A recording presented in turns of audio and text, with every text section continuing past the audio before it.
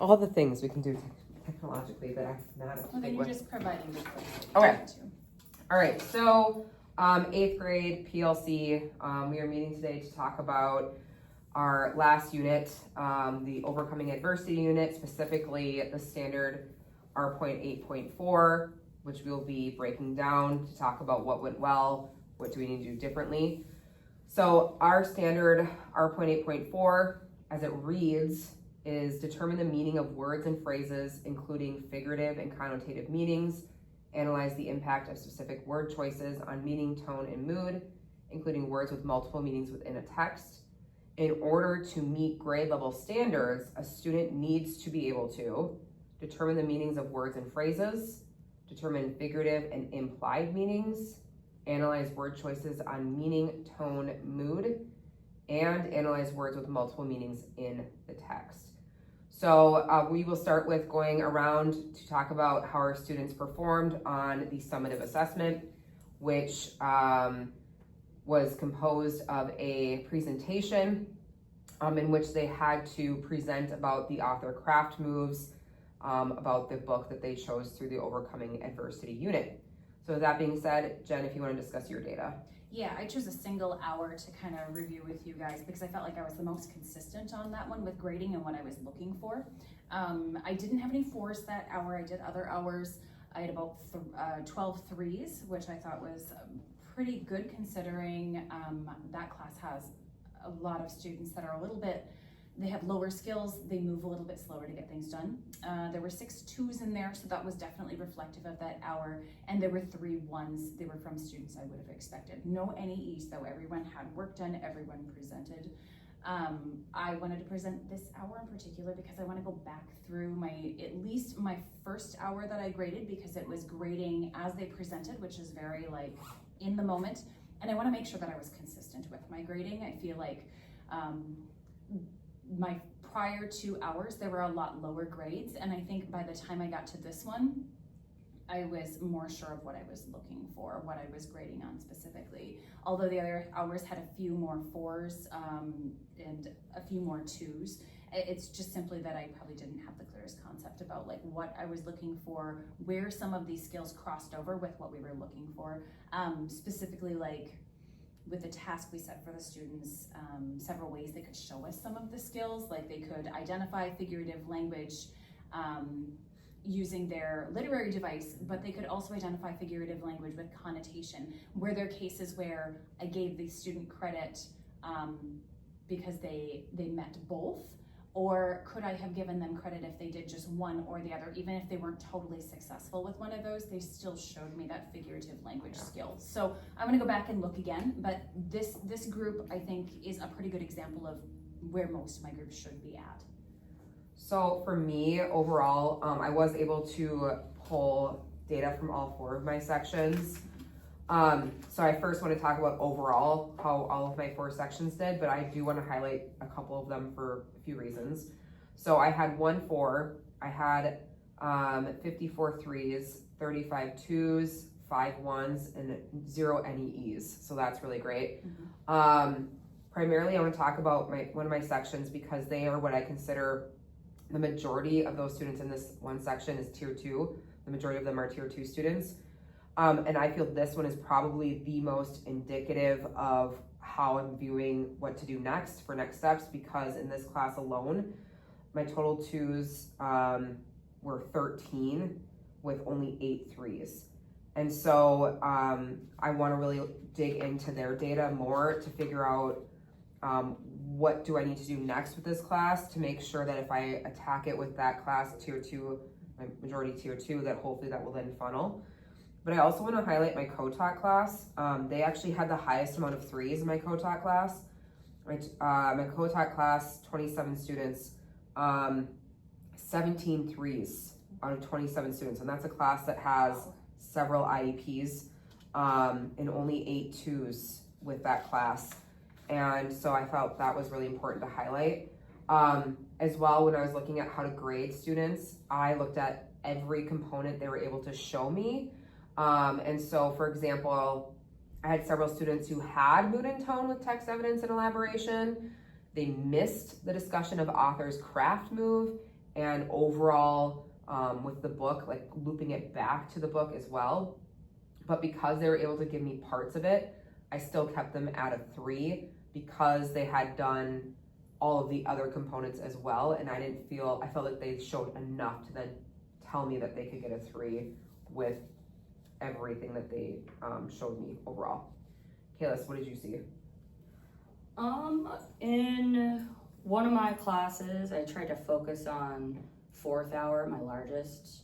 Overall, it was more to work because there wasn't enough thorough explanation for their claim and evidence. So I saw a lot of missing explanation or just incomplete explanation, and I just assumed students either thought that's where they stopped or they just weren't quite sure how to get it out there.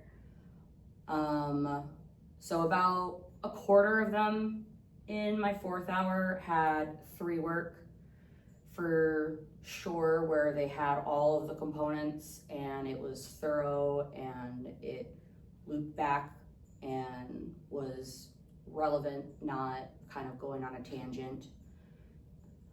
There were only a few, so less than a handful, that had 1 work just because it was incomplete. Mostly, I think there was really only a couple that were just legitimately not sure how to bring up their own ideas and connect it to the book and theme and evidence. The other 2 or 3 more so just didn't finish because of just general either disorganization with their ELA folder and just losing things, or they didn't manage their time well and were just very off task when that work time was available. So overall, based on their writing, students I think are primarily struggling with writing long because I'm not seeing lots of explanation, just kind of more the bare minimum. And the ones that were explicitly told, like one-on-one when they had questions or if they finished and they asked me to look at it, they added that necessary explanation to make it more complete. So I do want to make sure I point out the fact that this is the student's first attempt at this standard. In previous discussions as a PLC, we've talked about this standard being very difficult for students to obtain, and we did this unit attempt to assist students with breaking it apart with multiple assignments to help them get or reach to the standard. So with that being said, what do you feel went well with the standard this unit? Jen, I'll let you start first. Sure. Breaking the standard into those specific tasks, like you mentioned, because it was a skill set each time that they were working on. So students got to practice that skill. They got to get re-instruction at different points. So it was all kind of clustered. And I think that helped with the overall success. Reteaching, particularly like with connotation. In my class, I retaught connotation twice. The 3rd time we approached connotation, I broke it into some very specific steps for the kids that I hadn't done before, and that helped really, it helped some of them who just weren't really understanding. I was also looking for multiple meanings for a word, not just a positive and negative. They were skipping right to positive or negative. They started going, oh, I see, it's not the literal meaning. I'm looking for something different, and that really, really helped. It helped the kids who got it too give me better quality in their overall work, which was nice because I made all of them revisit it each time we did re-instruction. It wasn't just the handful that weren't getting it, it was everybody, because I wasn't seeing high quality work. Yeah. So that went super well. I will say I agree with you in the fact that I like that we looked at the standard and we broke down assignments in order for students to work on each component of the standard. So there were 4 total assignments that helped them with that. I felt their students were way more successful this time around with that standard because of those assignments breaking it down, as well as them being able to then transfer it to the final. I know it was really helpful for a lot of them. I agree with you as well. Reteaching the connotation went well. because of what we were seeing with the formative data with connotation the first time. Students were really struggling, as they should. I mean, it's a really hard concept. And so coming back to it again, doing an overall reteach, and then I was able from there to pull small groups.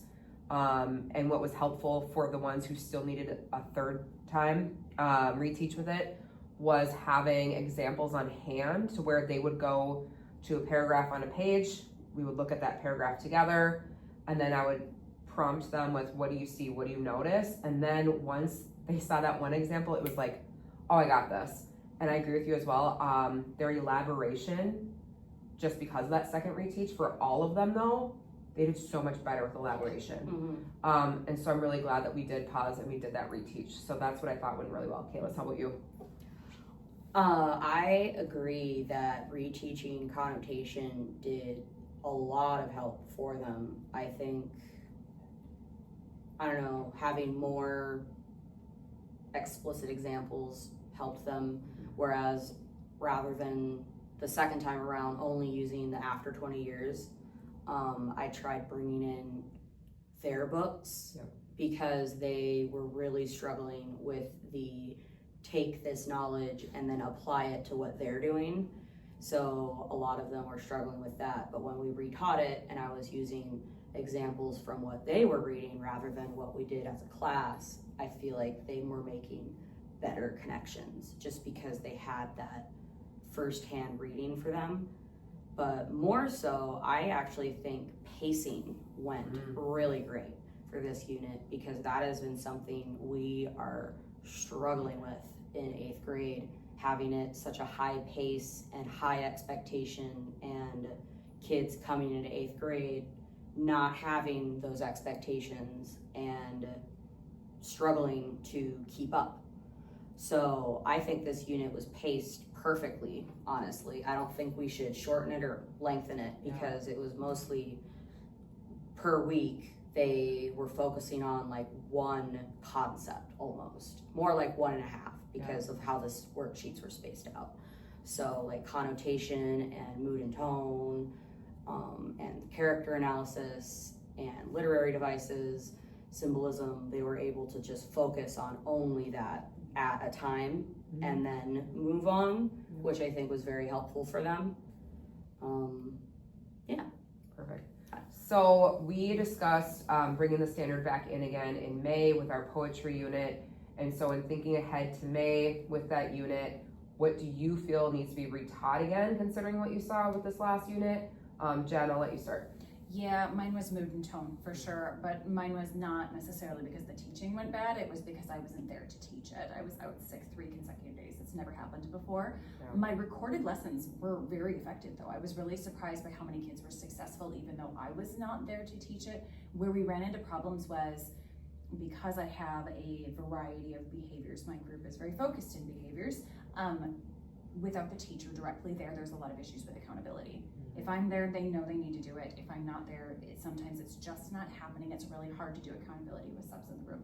So after the first day, I found that I had, I think YouTube showed me that I had, it was like 45% of my students maybe had watched the video that was recorded regarding mood. How does it tell you who watched? It doesn't show me who, it tells me how many views. And then you just count your students. So I calculated and it was under 50% of the kids had actually watched the video. It didn't mean that they weren't working. Some of them were working on their prior task or reading or, you know, the sub notes were very good, but it means they didn't grab that set of headphones and actually watch the video and try the task.